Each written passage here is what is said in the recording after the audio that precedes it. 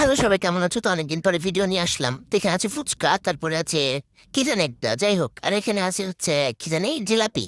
তো এখন আব্বুগুলো নিয়ে আসছে, ওগুলাই দেখাইতেছিলাম তোমাদেরকে, বুঝছো? আর আমি একটু দেরি করে দিচ্ছি ভিডিওগুলা, তাই এবার রাগটাগ করো না, আমি ওর ভালো মানুষ। আর এখানে আছে হচ্ছে চটপটি। আমার হেভি, আমি কিন্তু অনেক খাইতে পারি, মানে অনেক না, একটু একটু খাই, বুঝছো? বেশি খাই না, একটু খাই। তো এই যে এখানে আছে অনেক কিছু, মানে এখানে ফলমূল, তারপরে কি জানি ওটা, পানির মধ্যে ডুবা আছে, তোমরা আবার ভুলভাল ভাই বোনা যে কি জানি এটা, তেঁতুল তেঁতুল।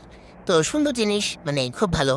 তো আমি তো খাবো ইফতারের পরে। আর আজকে আমার বড় মামাতের সাথে ইফতার করবে, 3টা ডিম আছে, বুঝছো? আর এখানে দেখুন ঘুষে মুষে দিতেছে। এত ঘষার কি আছে, দুই মিলে খাই নিতাম, আর একটু কষ্ট করার দরকার আছে কি? এরা করবে, করতে হোক, মানে যা খুঁজে তাই করুক, আমার কি? এই যে দেখো টক আছে, টকটা আমি গুলাইতেছিলাম, অনেক সুন্দর না? আমি আবার খুব আকাম টাকাম করি, তাই আমি কম কাজ করি, বুঝছো? বেশি কাজ করা ভালো না শরীরের জন্য। আর এখানে দেখো অনেক খাওয়ার দাওয়ার আছে, আমি এগুলো খাবো। তো এত কষ্ট করে সাজানোর কি আছে বলো তো? সুন্দর করে খাইয়াটাই আনিব, অত কি? আমি খেয়ে নিলাম, আর আমি মনে হয় রোজা ছিলাম নাকি?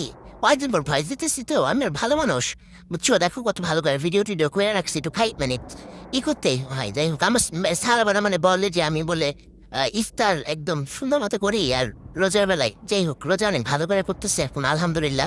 এখানে আছে পোলট্রির মাংস, আর এখানে আছে একটা ভয়ঙ্কর রেসিপি, যেটা একবার জঘন্য হয়েছিল। এর মা জানতে আমাকে মাইরেই ফেলবে।